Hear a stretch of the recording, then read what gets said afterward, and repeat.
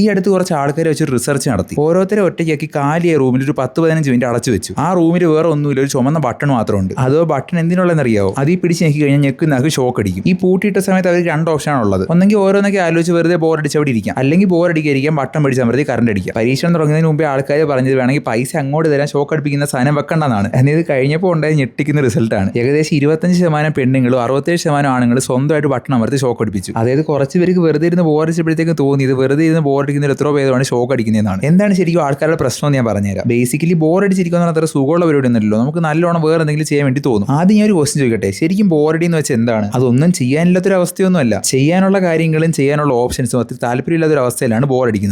നമുക്ക് പൊതുവെ അനുഭവപ്പെടുന്നത് ചെയ്യുന്ന കാര്യം ശ്രദ്ധിക്കാൻ പറ്റാതിരിക്കുക, വേറെ എന്തെങ്കിലുമൊക്കെ ചെയ്യാൻ തോന്നുന്ന രൂപത്തിലാണ്. ഇപ്പോഴത്തെ ഒരു സിറ്റുവേഷൻ നമുക്ക് ബോറടിക്കുന്ന ഭയങ്കര കുറവാണ്. അതിന്റെ ഏറ്റവും വലിയ കാരണക്കാരനും ഏറ്റവും വലിയ പ്രശ്നക്കാരനാണ് മൊബൈൽസ്. ഈ മൊബൈൽ ഫോണിനകത്തുള്ള സോഷ്യൽ മീഡിയകൾ, ഇൻസ്റ്റാഗ്രാം, യൂട്യൂബ് ഷോർട്സ്, ടിക്ടോക്ക്, ഇതൊക്കെ നമ്മുടെ ശ്രദ്ധ ഇരിക്കാൻ പറ്റിയ സാധനങ്ങളാണ്. ഇതൊക്കെ നമ്മുടെ കൈയെത്തുന്ന സ്ഥലത്തുള്ളിടത്തോളം കാര്യം നമുക്ക് ബോറടിക്കുന്ന പ്രശ്നമേ വരത്തില്ല. കാരണം 90% ആൾക്കാർ ഇപ്പോൾ ബോറടിക്കാൻ തുടങ്ങുമ്പോഴത്തേക്ക് തന്നെ ഫോൺ എടുത്ത് വെച്ച് കുത്തും. അതിപ്പോൾ സോഷ്യൽ മീഡിയ അല്ലെങ്കിൽ അവർ ഗെയിം കളിക്കും, അങ്ങനെയുള്ള എന്തെങ്കിലും പരിപാടി ചെയ്യും. ഈ ബോർ അടിക്കാത്തത് കാരണം നമുക്ക് കുറേ കാര്യങ്ങൾ നഷ്ടപ്പെടുന്നുണ്ട്. അതിനായിട്ട് ബോറടിക്കുന്നതിന്റെ ഗുണങ്ങൾ എന്തൊക്കെയാണ് നമ്മൾ ആദ്യം മനസ്സിലാക്കണം. ബോറടിക്കുമ്പോൾ നമ്മുടെ മനസ്സിങ്ങനെ അലഞ്ഞു തിരിഞ്ഞ് നടക്കും. ഈ അലഞ്ഞു തിരിയുന്ന മനസ്സിൽ നമ്മൾ പുതിയ പുതിയ ഐഡിയകൾ ആലോചിക്കും, പുതിയ പുതിയ കാര്യങ്ങൾ കണ്ടുപിടിക്കും. നമ്മുടെ ക്രിയേറ്റീവ് ബ്രെയിൻ നല്ലോണം വർക്ക് ചെയ്യുന്ന ഈ സമയത്താണ്. അത് മാത്രമല്ല, നമ്മൾ ബോറടിച്ചിരിക്കുമ്പോഴാണ് ഇമോഷണലി നല്ലോണം ചിന്തിക്കുന്നത്. നമ്മുടെ ചുറ്റും ഒബ്സർവ് ചെയ്ത് നമ്മൾ ചെയ്യുന്ന കാര്യങ്ങളൊക്കെ അനുഭവിച്ച് ശ്രദ്ധയോടെ ചെയ്ത് കഴിഞ്ഞാൽ കുറേ എക്സ്പീരിയൻസ് നേടേണ്ടതാണ്. ഈ എക്സ്പീരിയൻസുകളൊക്കെ നമുക്ക് മിസ്സാവും. പിന്നെ വേറൊരു കാര്യമുണ്ട്, ബോറടിക്കുമ്പോൾ നമുക്ക് ശരിക്കും ഓരോന്ന് ചെയ്യാനും നേടിയെടുക്കാനുള്ള മോട്ടിവേഷൻ കിട്ടുന്നത്. നമ്മൾ വെറുതെ ഇരുന്ന് നമ്മുടെ ജീവിതത്തെ ചോദ്യം ചെയ്യും, നമുക്ക് എന്താണ് വേണ്ടത് നമ്മൾ ആലോചിക്കും, അങ്ങനെ ഓരോ നമ്മൾ ചെയ്യാൻ വേണ്ടി തുടങ്ങും. ജീവിക്കാനുള്ള ഓരോ ചെറിയ പർപ്പസുകൾ വരെ നമ്മൾ ആലോചിച്ചെടുക്കും. ആ ഒരു സിറ്റുവേഷൻ നമ്മൾ കൂടുതൽ നല്ല കാര്യങ്ങൾ ചെയ്യും, ബാക്കിയുള്ളവരെ ഹെൽപ്പ് ചെയ്യാൻ വേണ്ടി തുടങ്ങും. നമ്മൾ തന്നെ ജീവിതത്തെ ഒരു കഥ പോലെ കാണാൻ വേണ്ടി തുടങ്ങും. അങ്ങനെ ചെറിയ ചെറിയ കാര്യങ്ങൾ നമ്മൾ എൻജോയ് ചെയ്ത് തുടങ്ങും. ഇങ്ങനെ വെറുതെ ഇരുന്ന് ആലോചിക്കുമ്പോൾ നമുക്ക് ജീവിതത്തിൽ എങ്ങോട്ടാ പോകണ്ടേ, നമ്മളിപ്പോൾ എങ്ങോട്ടാ പോകുന്നതെന്നും നമുക്ക് എങ്ങനെ അങ്ങോട്ട് എത്താന്നുള്ള ഐഡിയ നമുക്ക് വരുന്നത്. ഇനി നിങ്ങളുടെ ശ്രദ്ധ തിരിച്ചുകൊണ്ടുവരാനും ബോറടിച്ചിരിക്കാൻ വേണ്ടിയുള്ള ഏറ്റവും നല്ല സൊല്യൂഷൻ ഞാൻ പറയട്ടെ. എന്തിനെങ്കിലും വെയിറ്റ് ചെയ്യുമ്പോഴോ എവിടെയെങ്കിലും വെറുതെ ഇരിക്കുമ്പോഴോ പെട്ടെന്ന് ഫോൺ എടുത്ത് തോണ്ടാതിരിക്കുക. ഫോൺ പോക്കറ്റിൽ തന്നെ വെച്ചിട്ട് ചുറ്റുള്ള കാര്യങ്ങളൊക്കെ പതുക്കെ ഒബ്സർവ് ചെയ്ത് നമ്മൾ ചെറിയ ചെറിയ കാര്യങ്ങളൊക്കെ എൻജോയ് ചെയ്യാൻ വേണ്ടി ശ്രമിക്കുക. ആദ്യം ഇതൊക്കെ ചെയ്യുമ്പോൾ നിങ്ങൾക്ക് തോന്നുന്നില്ല വലിയ അർത്ഥമൊന്നുമില്ലല്ലോ, ഇതിലൊക്കെ എന്താണ് വലിയ കാര്യവും. പക്ഷേ ഈ ചെറിയ ചെറിയ മാറ്റങ്ങൾ നിങ്ങളുടെ ശ്രദ്ധയൊക്കെ വർദ്ധിക്കാനായിട്ട് നല്ലോണം സഹായിക്കും. ഓരോ തവണയും ബോറടിക്കുമ്പോൾ ഫോൺ കുത്തുന്നത് ശരിക്കും ആ ചുമന്ന ബട്ടൺ അമർത്തി ഷോക്ക് അടിക്കുന്ന അതേ അവസ്ഥയാണ്. ശരിക്കുള്ള നിങ്ങളുടെ ജീവിതത്തിലെ ചുമന്ന ബട്ടണാണ് സോഷ്യൽ മീഡിയയും മൊബൈൽ ഗെയിമുകളൊക്കെ. നിങ്ങൾ എന്തെങ്കിലും ഇതൊക്കെ ഒന്ന് കുറച്ചാൽ ട്രൈ നോക്കിയിട്ട് എന്തെങ്കിലും വ്യത്യാസം കാണുന്നുണ്ടോ എന്ന് കമന്റ് ഇടുക. അപ്പോൾ നാളെ അടുത്തൊരു വീഡിയോ കാണുന്നവരെ ബൈ ബൈ.